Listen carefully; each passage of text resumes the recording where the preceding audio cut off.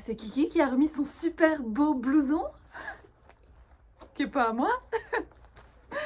Bonjour à toi, bonjour à tous, bienvenue dans cette nouvelle vidéo. Tu vas te dire, mais attends, elle a déjà publié une vidéo cette semaine. Je vais te dire, ouais, absolument, parce que ce genre de vidéo, ça ne me demande pas de montage, fondamentalement pas beaucoup de temps non plus. Donc ce type de format, je peux me permettre de m'amuser un peu. Et puis justement, ça m'amuse, j'aime beaucoup. Alors aujourd'hui, phrase numéro 2, on reste dans la ligne de la dernière vidéo avec les citations donc, de la série Once Upon a Time et on extrapole. Si tu connais cette série, c'est chouette, ça te parlera.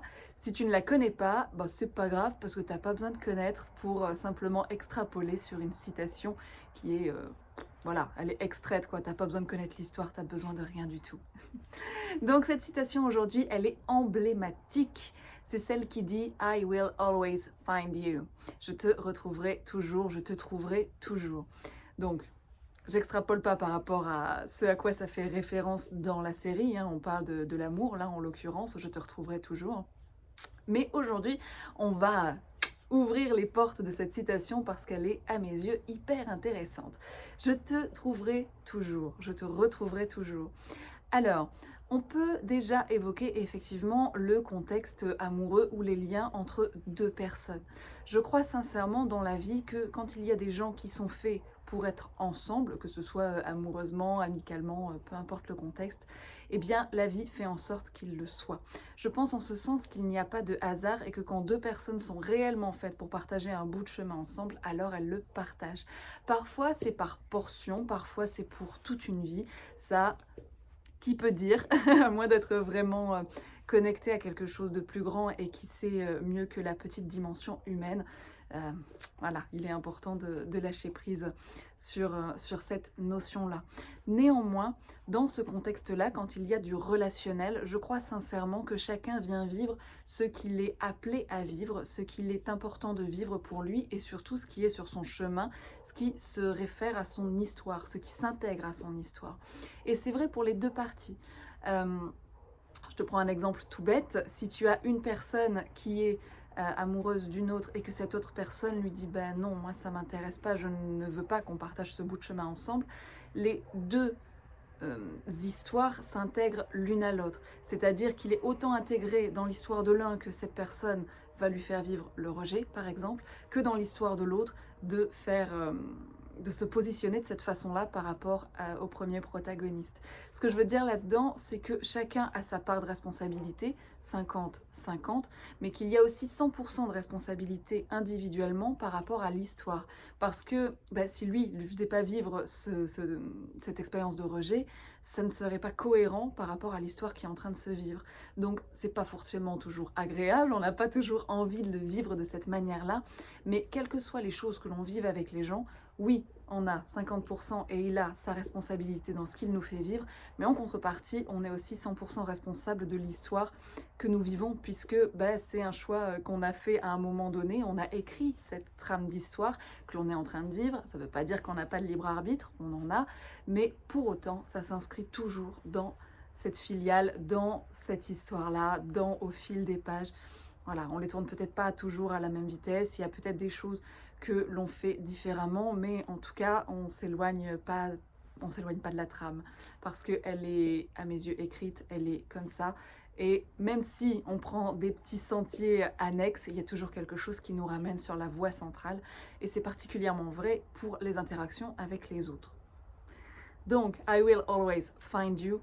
Toutes les personnes que tu es censé rencontrer te rencontreront, tu les rencontreras. Toutes les personnes que tu n'es pas censé rencontrer, tu ne les rencontreras pas. C'est comme ça. Alors oui, bien sûr, hein, tu peux te dire consciemment, dans les faits, je vais pousser le destin. Mais si tu pousses le destin et que tu rencontres quelqu'un, c'est qu'à un certain niveau, c'était quand même écrit comme ça. Donc ça ne veut pas dire ne fais rien, reste dans ton canapé, les gens que tu dois trouver te trouveront. Ça veut dire vis ta vie, va vers les gens, entreprends ce que tu as à entreprendre et les rencontres qui sont faites pour toi, elles te trouveront, quelle qu'elle soit.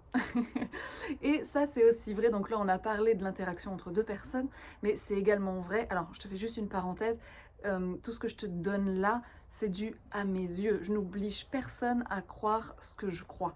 C'est juste un partage. Voilà, donc tu en fais ce que tu veux. Je te donne ce que moi, ma vie m'apprend, ce qui est vrai pour moi. Donc n'hésite pas à prendre ce qui est OK pour toi et laisse de côté ce qui ne l'est pas. Il n'y a pas de souci. Juste, voilà, je te partage tout ça. Donc je te disais, c'est aussi vrai à mon sens dans les expériences de la vie. De la même façon que si une personne est faite pour rentrer dans ta vie, elle va y rentrer. Et si, pour X ou Y raison, elle n'est pas faite pour y être, elle ne va pas y rester. C'est pareil pour les expériences de vie. On est tous appelés à vivre des choses qui s'incluent aussi dans notre histoire et à ne pas en vivre d'autres. Toutes les expériences qui se présentent dans notre vie, elles ont une raison d'y être. Elles répondent à plein de choses, à une attraction à un certain niveau, mais aussi à cette histoire de vie.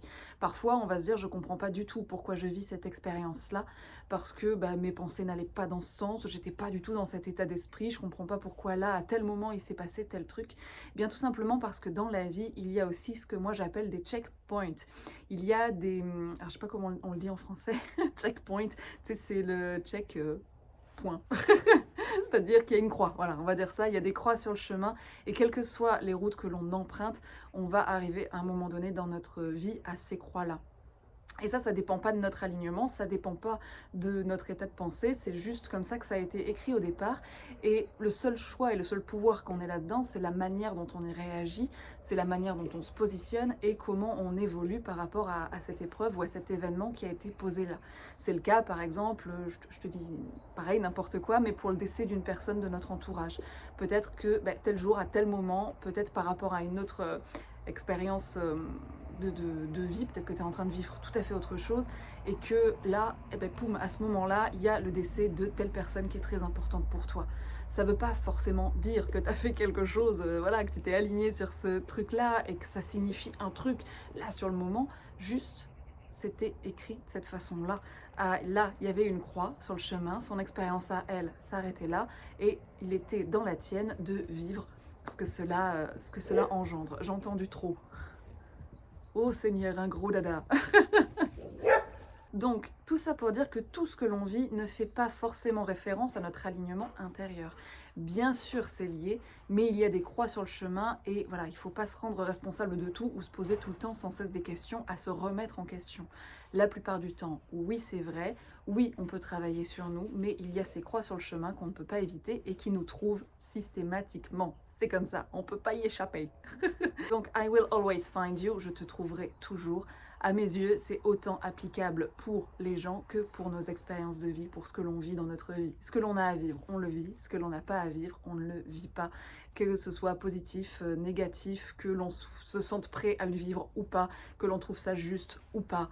Tout ça, ça fait partie d'une trame qui est beaucoup plus grande et qu'on ne comprend pas toujours sur l'instant T.